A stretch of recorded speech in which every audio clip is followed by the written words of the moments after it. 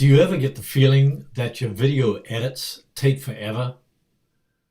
When I first started editing videos, I thought I was the only one that took hours and sometimes days to edit my videos. But after having done video editing for a number of years and talking to other video creators, I realized I'm not the only one that takes a long time to edit videos. So I realized some people take a few hours, some depending on the length of the video, some might even take days. What I generally do is split it up. So instead of maybe doing 5 or 6 hours at once, I'll do a couple of hours one day, or a couple of hours in the morning, a couple of hours at night. So I split it up, and so I don't get burned out doing the video editing.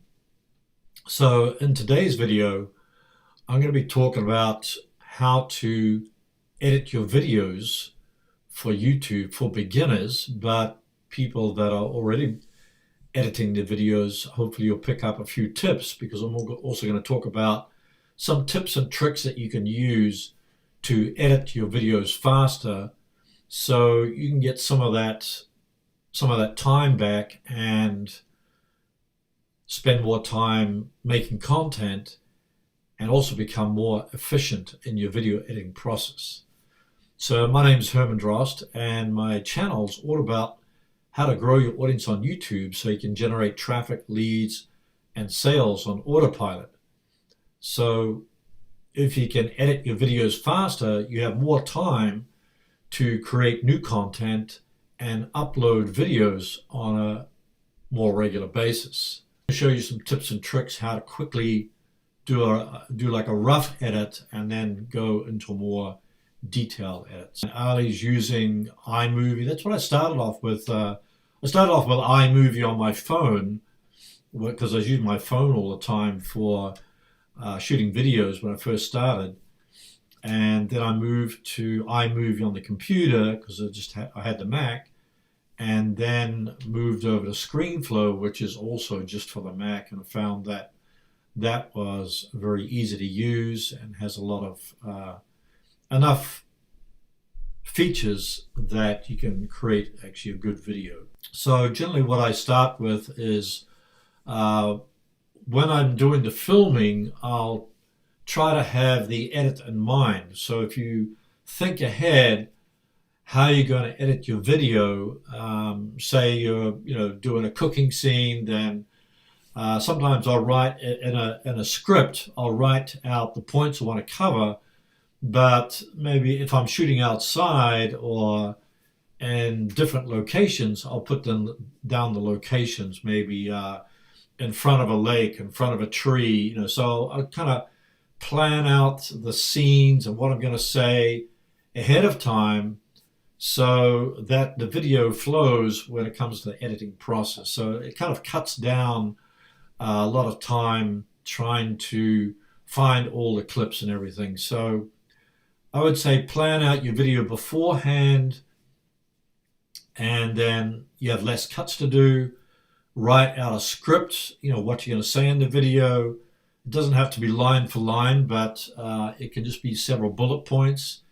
And then establish locations, if you're filming outside or doing a cooking video or a how-to video, how to fix your car or something like that, then I plan out all those particular video clips. And then I film in segments. So what I used to do was to film in one whole take. So I'll just get the camera rolling, and then I'll just start, all the ums and ahs and the mistakes that I make. I'll just keep the camera rolling, and then I'll edit it out later. But I don't know about you, but the problem with that is that it becomes a huge video file, and sometimes my computer is struggling to do the edits. And also, if I want to find a particular clip that I filmed, out of that maybe 1 hour or 2 hour of filming, then it's very hard to find. So I have to kind of scrub through the whole video to find it. But if I film in segments, like in sections or segments, then say I have 6 segments, then I can just grab that particular segment, and I know the scenes that I have filmed belong to that section. So it's also a smaller video file. It's easier to access, and I can quickly edit that one particular section. So a section might be, say, 10 minutes long, including all the mistakes and everything. Then I'll edit it down to maybe 2 or 3 minutes, or a couple of minutes. And so it's much easier to deal with that particular section. Then I also name each clip for easy access. So I'll put them all into a particular folder. So I organize my folders, place all the video clips in the same folder. So if it was, say I was biking out to an island or something, I'll name the folder the island, put all my video clips in there for easy access. And then if I've shot a lot of B-roll, I'll sometimes put the B-roll clips into a separate folder. If I have a lot of different scenes, or I'll put in the same folder as my video clips where I'm talking. And then for motion graphics, I have a motion graphics folder on my computer, and I've labeled the motion graphics folder of all the different type of motion graphics.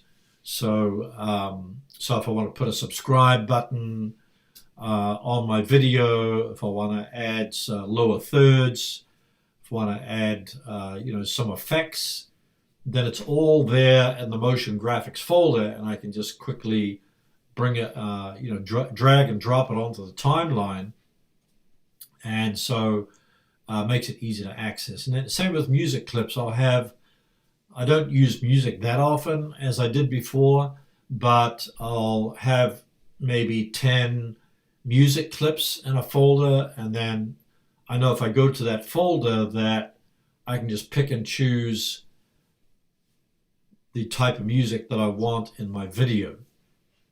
Now in Screenflow, they do have, I think it costs you like $60 a year, and you can actually do it while you're in the video editing software. You can search for a music clip, a B-roll clip, music, and also a photo. So say, for instance, I wanted to have a cat, then I could get a cat photo or a cat video clip. If I wanted to have uplifting music, then I just search uplifting music, and I can just drag it from that search into my timeline. So it saves a lot of time instead of going into my folders. So I have folders that I've set aside where I'm using assets that I use all the time, like my intro or outro. But having that in Screenflow is a big time saver to just drag and drop photos, video clips, and music onto the timeline.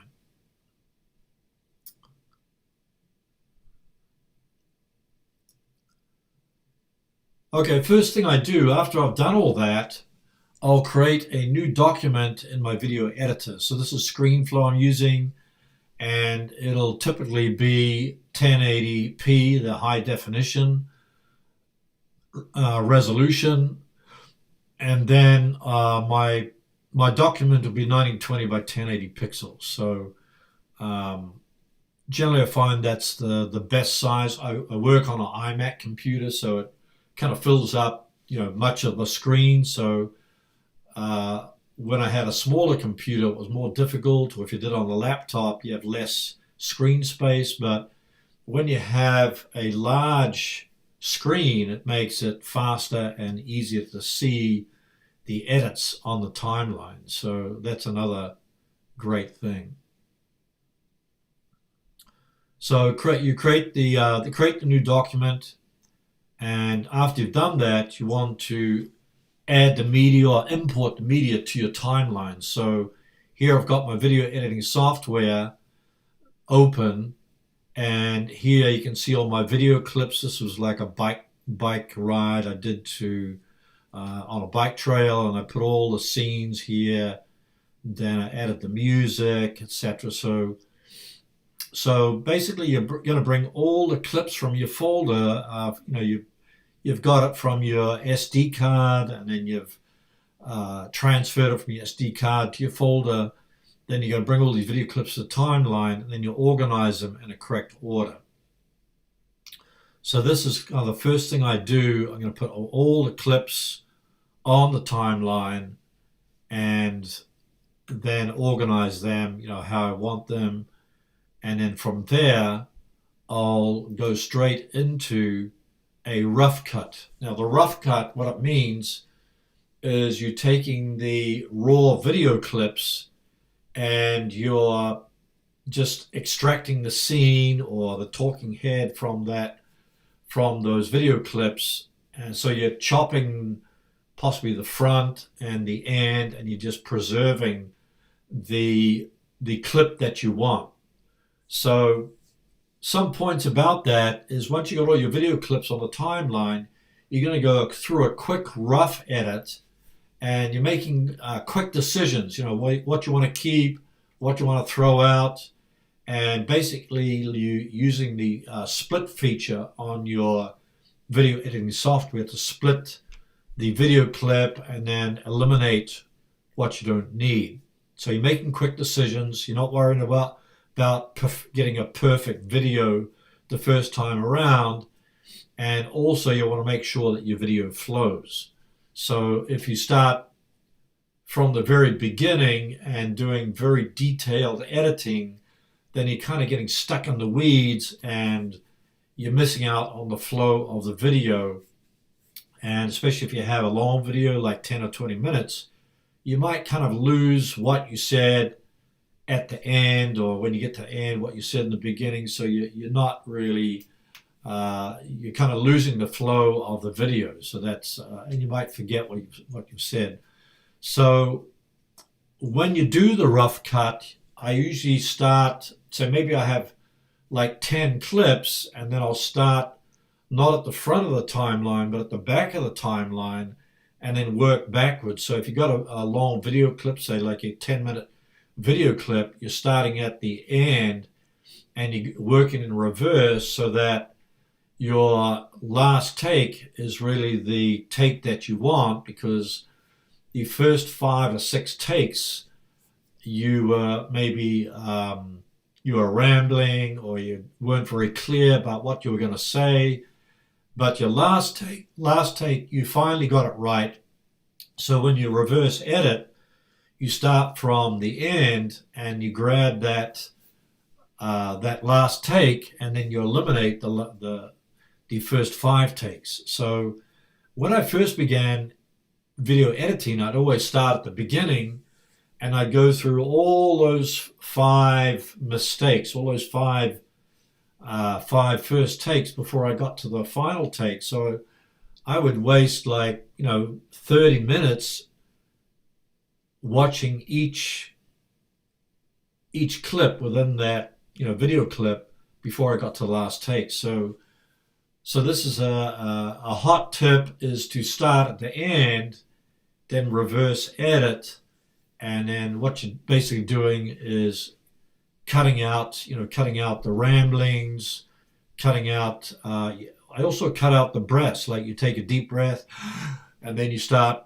editing. So when you go and you start talking, you take out that first breath, because you don't want to have that at the beginning of each clip that you make. So that's another thing that you want to get rid of.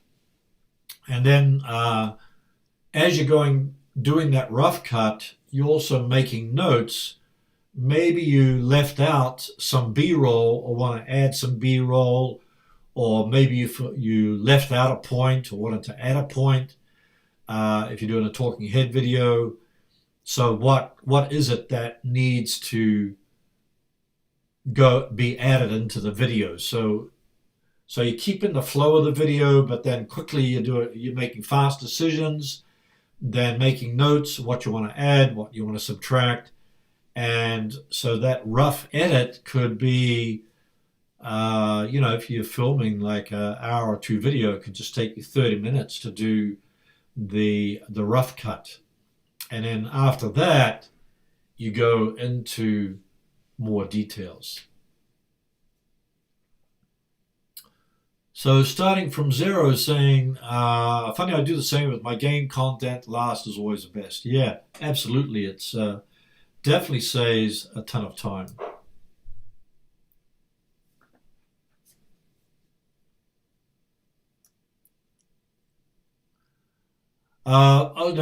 Now we come to the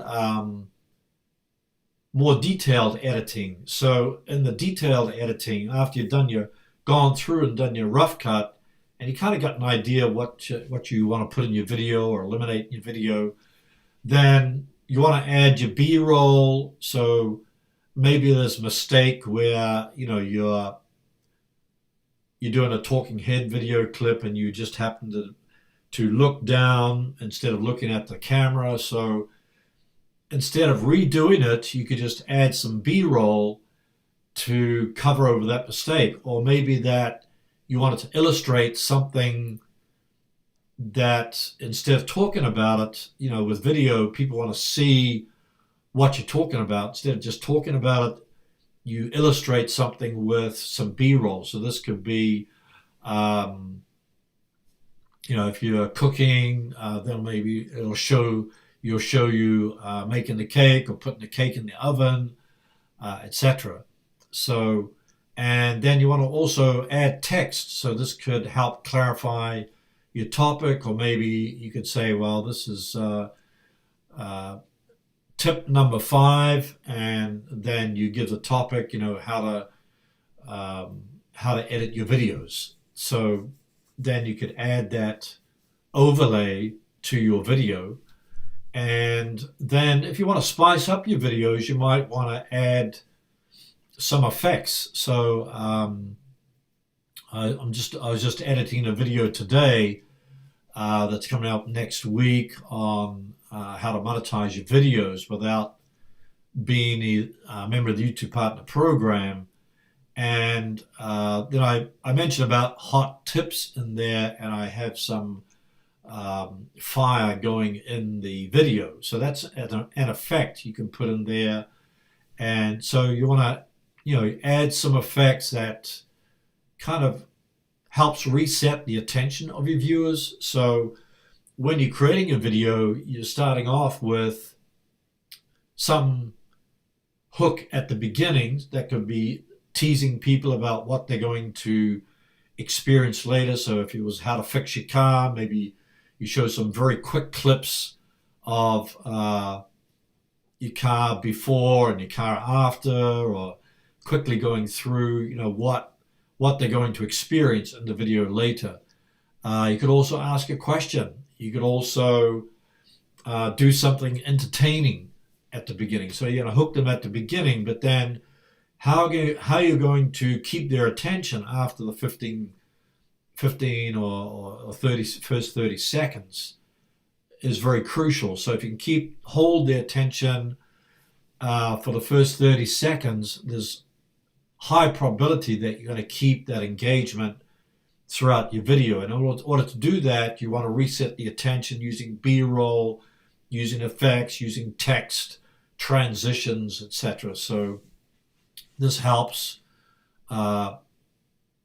keep the engagement of your viewers. And it's not easy, but I notice in YouTube analytics, they give you these key moments of audience retention, and they make this first 30 seconds as a key moment, and then you can actually see which videos where you were able to hold the attention of the viewer through the first 30 seconds, because pretty much every video has that decline from the beginning. It kind of slowly goes down. You don't get 100% viewing experience throughout your video. So that comes to more detailed editing, adding your photos, spicing up your videos. And then from there, if you want to add more details, I find an easy way to do it, and you probably have that in every video editing software, is to expand the timeline, so then you can see more clearly what you have to edit. So you might want to edit out a breath that you take, and so you might want to do a jump cut, so you have to quickly split the clip and then start the next clip right away. So you're doing that, you need to expand the timeline to make that jump cut. Another one is when you're adding music on one clip, you might just start the music at the end of the last clip, and then have the music going from the end of the last clip to the beginning of your second clip. So it kind of fades, the music kind of fades in. I think it's called an L cut or something like that. So that kind of, the music fades in from the last clip to the first part of your second clip. And then you're adding your motion graphics. This is also where you do your color grading. So you can also make templates that I don't know in your video editing software, but I think in maybe you can help me there with that, Harley. I think it's Adobe Premiere. You can make presets where you can do color grading presets and effects, and you can reuse that when it comes to doing your videos, so you don't have to recreate them. And in Screenflow, you can set up templates and reuse those templates, so you don't have to recreate that particular clip where you're doing your color grading and doing your effects, etc. So that saves you also a lot of time. And I would say also if you have an intro or outro that you use over and over again, then put that in one folder, so you can just drag and drop it onto the timeline and reuse it over and over again. You don't have to recreate the intro, recreate the outro. Sometimes I mix it up, but you can have 2 or 3 different intros and just see which one keeps the audience retention on your video. Another thing you can do is, or a reminder is to save your edits as you're going through your video, because I've had it where I've been editing during a storm, and suddenly I've had a power, a crash, or the power's gone out and the computer shut down, and then I've lost all my edits.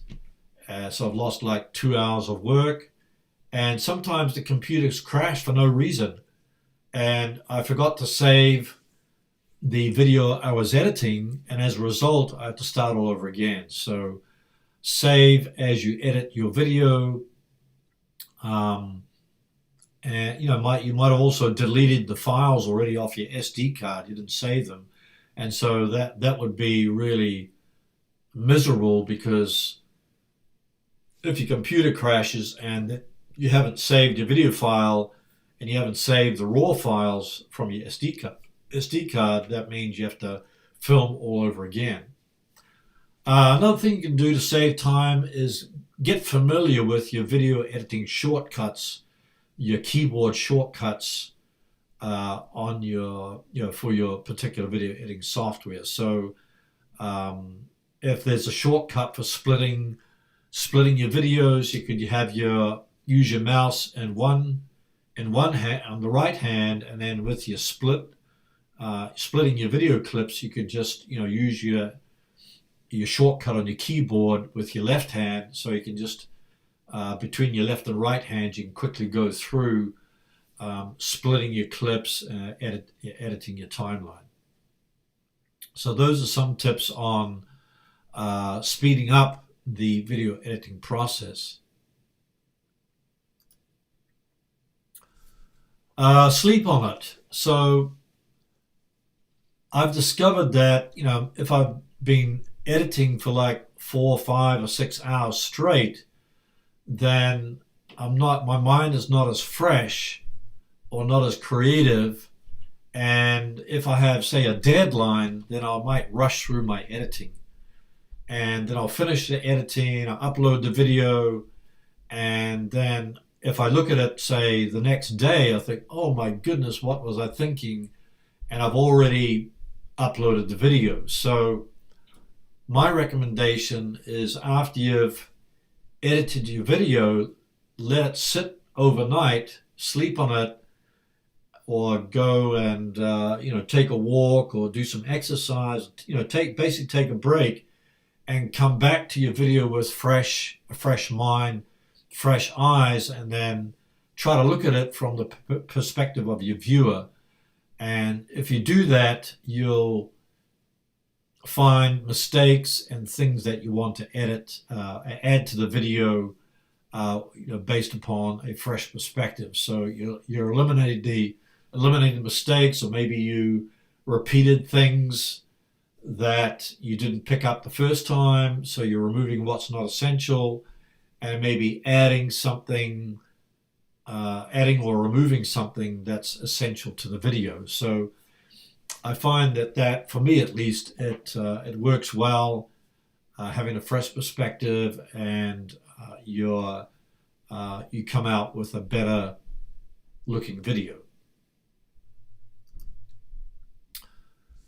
Okay, after you've finished all your editing process, you want to export your videos. So you want to name the file using the keywords that you're using, say, in your title. It's not so necessary. It used to be that people would say, if you're going to optimize your video, then save the file with the keywords. I don't think it makes any difference at all in terms of ranking your videos, but I find if I'm using keywords, then it's easy to find the file if I want to go back and edit it. So it doesn't take any extra time. So I would say use keywords in the video file, and then you want to save it to a specific folder where it's on your hard drive, or it's on external hard drive.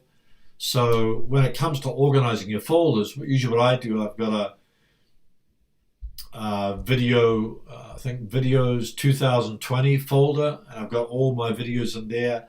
And within that folder, I've got all different topics that I've covered throughout the year. So if I ever go back to finding that video, then I can just go into my videos 2020 folder, look at the topics, and quickly find that video. The same for the thumbnails. I have a thumbnails folder for 2020. Then I've got a list inside that folder. I've got all the different topics and raw thumbnails, so I can quickly go back to a thumbnail and customize the thumbnail that I want to possibly use in another video. And then in your video editing software, I use the encoding quality, use the fastest, so it renders fast. And then I use the resolution 1920 by 1080, and then I save it as an MP4 video file. So that's the basic points about exporting your video. And if it's usually I save the raw video footage. So after I've finished editing the video, I'll save it to an external hard drive, and then the MP4 file, I'll also store that somewhere for easy access, and if I want to go back to it. So that's how you export your video files. After you've done that, you're ready to upload to YouTube. So you're probably all familiar with the process, but basically you're going to, based upon your keyword research, you create that optimized title. So you're going to put the best keywords at the beginning of your title, then some emotional trigger or some compelling phrase that is going to help people to click on your thumbnail is going to be in the second part of the title. So like in this video, I've got how to edit how to edit YouTube videos for beginners. Then in brackets, edit faster. So people want to know how to edit their videos faster. So maybe they're not a beginner.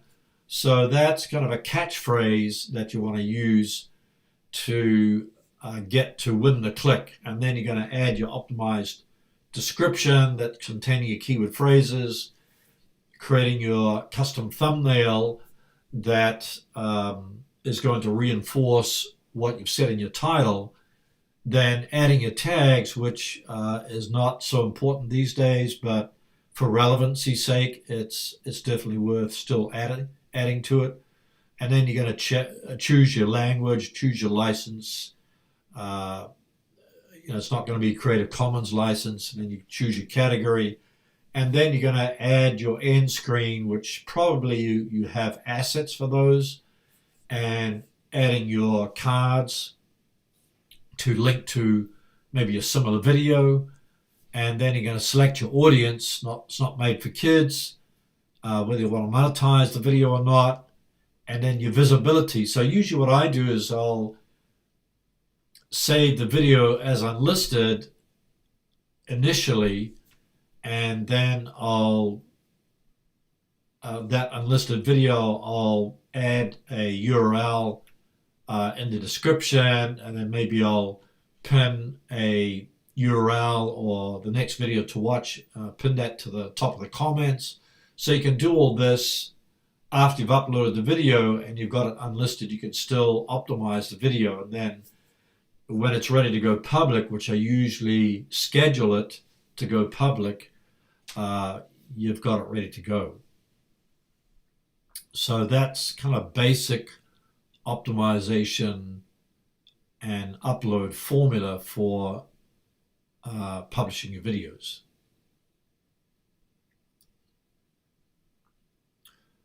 Okay, here's some video editing tips to speed up the video editing process. So I mentioned about planning a video ahead of time before you go to the get into the editing. So planning out your locations and your video script, etc. Creating specific folders for those video clips, for your music, for your B-roll, etc. So, and then for folders for your assets that you're reusing, your intro, your outro, anything that you're reusing over and over again.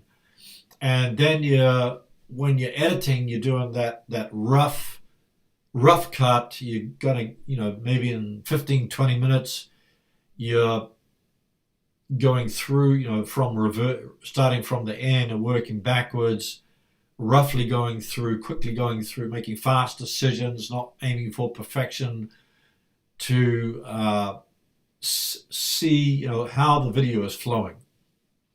And then when it comes to detailed editing, you can expand your timeline and add your B-roll, adding your music, your transitions, etc.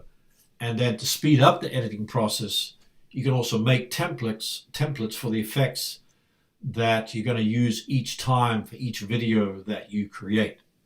So whether it's a color grading, whether it's effects, etc. And then you're going to save the video file as you edit the video file, just in case your computer crashes, and make sure, before you publish the video, make sure you go through it a couple of times to make sure it flows nicely. Try to see it from a viewer's perspective. If you've got a friend, a wife, a partner, then I recommend, just sending it to them. Say, hey, how do you see the video? So sometimes when you are so involved, down in the weeds, editing for hours and being playing the video over and over again to make sure it's perfect, you kind of forget it's hard to be objective. So sending it to a friend or asking, one of your kids to see what their take is on it. Sometimes those objective viewpoints are very helpful. Otherwise, take a break, let it sit overnight, and then have a look with a fresh mind, fresh eyes at that particular video. And then after you've published a video, you want to back up your raw video files in case you want to redo, maybe the next year you want to create a 2021 video. So right now I've got a lot of videos that I created just for 2020, but I want to repeat the topic for 2021, but I don't want to just use the same video, but redo the video, do it in a better way and a more updated way. Because a lot of times, especially if you're doing tutorials, the tutorials are out of date and YouTube's changing things all the time. So you want to update things to the latest tutorial. So yeah, keep all your files. Generally, I keep all my raw video files for about 2 or 3 years on external hard drives. And then after that, I'll start getting rid of them, because if I look at some of the videos I created 2 or 3 years ago, they're not as high quality as the videos I'm creating now. So hopefully you improve as you are making your videos, and then you don't want to keep the old videos necessarily. Okay, here's some video editing resources, especially if you're a beginner. I told you I was using Screenflow video editing software. So there's a whole Screenflow called Screenflow universe, which this friend of mine has created, it's called Screenflow universe, and it goes through all the lots of lessons on how you can edit better, speed up your video editing, just pertaining to Screenflow. So I know that's a long URL, but I'll put that URL in the video description below this video so you can check that out. So it'll give you all the lessons to create a sparkling video for your YouTube channel. I want to get 300 professional quality motion graphics. So this includes sales and marketing. These are little video clips that you overlay on your videos. So lower thirds, social media icons, attention grabbing animations, calls to action, emojis, etc. So these are like 300 motion graphics so you can just go to that URL and download 300 quality motion graphics that you can use over and over again on your own videos, or if you're doing videos for clients, you can use it for clients, etc. But I use them myself. Social media graphics are great. The lower thirds are great. So you can use them over and over again. This is a video that, just a follow-up video, how to make a slideshow. So a lot of people had questions, how to make a slideshow, a video slideshow from, sometimes you take pictures of your holidays and you quickly want to make a video slideshow, say with free editing software. So in this video, I'll put a link in the description, but I'll also put an end screen on this one as well. But it basically shows how to use an online video editor that's free to create a video slideshow. And they also have an app that you can use to install on your phone. So you want to check that out.